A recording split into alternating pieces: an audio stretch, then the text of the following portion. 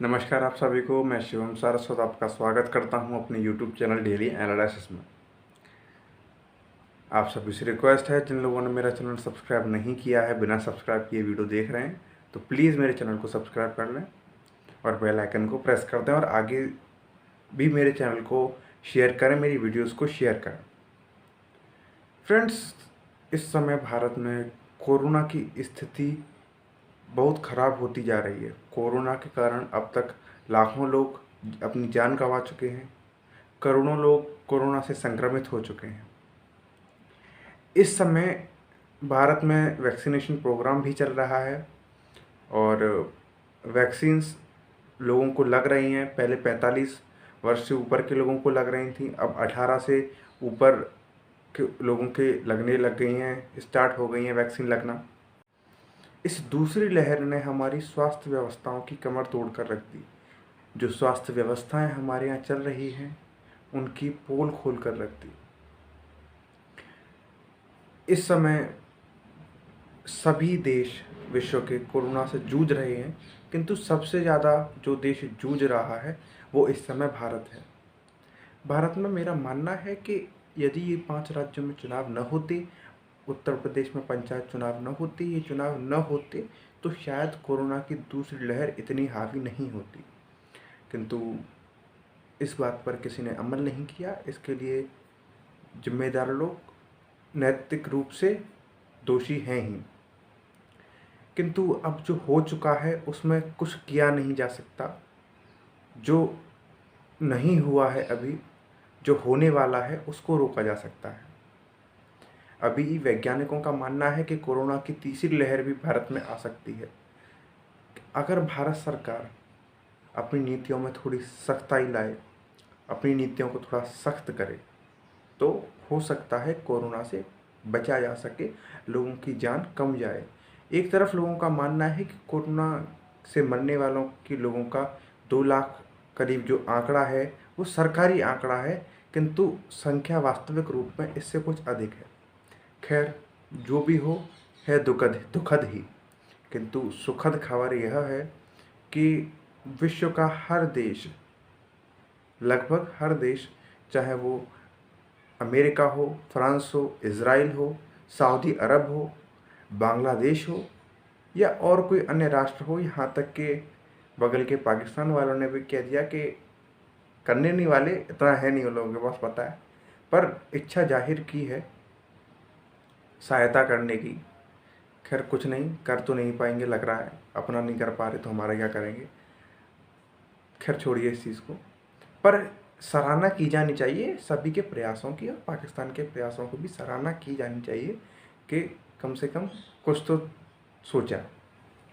रही दूसरी ओर बात करें फ्रांस की, अमेरिका की, इन सभी राष्ट्रों ने भारत के लिए ऑक्सीजन वेंटिलेटर्स और ऑक्सीजन कंसंट्रेटर, वेंटिलेटर्स और सिलेंडर्स, सब चीज़ की सुविधा उपलब्ध करा रहे हैं। इससे पहले जब कोरोना की दूसरी लहर आई थी, भारत ने अन्य राष्ट्रों को, बांग्लादेश, अमेरिका और अन्य राष्ट्रों को अपने यहाँ से सामान आयात किया था, बहुत सहायता की थी।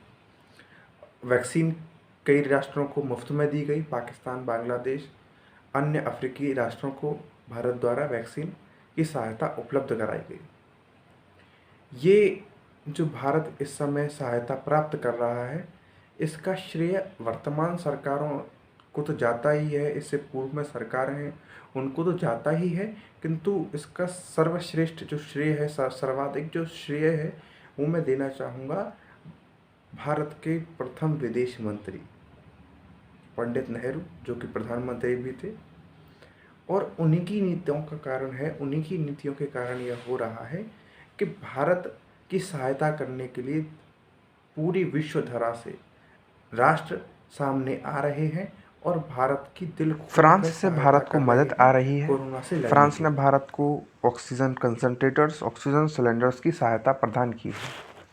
वहीं दूसरी ओर सऊदी अरब, उसने भारत को 80 मीट्रिक टन ऑक्सीजन दी है और अन्य राहत सामग्री भी भारत को पहुंचाई है। सऊदी अरब की ऑक्सीजन से संबंधित एक अफवाह फैल रही है। कई सोर्सों से जानकारी के बाद पता चलता है कि ये अफ़वाह झूठी है। अफ़वाह यह फैल रही है कि सऊदी अरब से जो ऑक्सीजन आई थी उस पर मिस्टर अंबानी ने रिलायंस कंपनी का टैग लगाकर देश में वापस बेच दिया या अपना श्रेय ले लिया। ऐसा नहीं है, ये सारी अफवाहें हैं। मैंने कई सोर्सों से ये बात पता लगा चुका हूँ। कृपया ऐसी अफवाहों पर ध्यान न दें। इजराइल ने भारत को 3 बड़े ऑक्सीजन जनरेटर प्लांट दिए हैं और अन्य सामग्री भी भारत पहुंच चुकी हैं। यूएसए संयुक्त राष्ट्र अमेरिका की तरफ से भारत को लगभग $100 लाख की सहायता पहुंच चुकी है। ऑक्सीजन और अन्य सामग्री भी भारत आ चुकी हैं। इसके अलावा अमेरिका की उपराष्ट्रपति श्रीमती कमला हैरिस ने भी भारत की सहायता के लिए प्रतिबद्धता जताई है और संयुक्त राष्ट्र अमेरिका के लिए इसको प्राथमिक बताया है। क्रिकेट ऑस्ट्रेलिया द्वारा भारत को लगभग $50,000 की सहायता की गई है। ऑस्ट्रिया और चेक गणराज्य से भारत राहत सामग्री आ चुकी है, जिनमें ऑक्सीजन कंसंट्रेटर और oxygen plant, oxygen cylinder Bharat तक पहुंच चुके हैं। जापान ने भी भारत को 100 ऑक्सीजन कंसंट्रेटर्स की सहायता की है। वहीं दूसरी ओर यूनाइटेड किंगडम ने भारत को लगभग 1000 वेंटिलेटर, 495 कंसंट्रेटर और अन्य राहत सामग्री प्रदान की है। कनाडा भी भारत की सहायता में पीछे नहीं रहा, वहाँ से भी भारत के लिए राहत सामग्री आई है।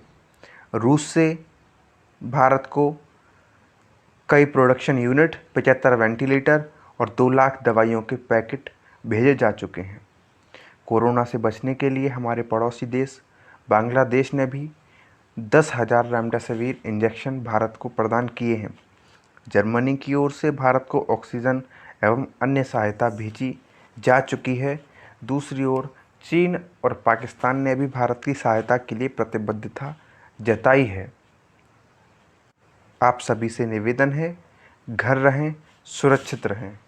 Stay home, stay safe. अगर आपको ये वीडियो अच्छी लगी हो तो कृपया मेरे चैनल को लाइक, शेयर एंड सब्सक्राइब ज़रूर करें। धन्यवाद।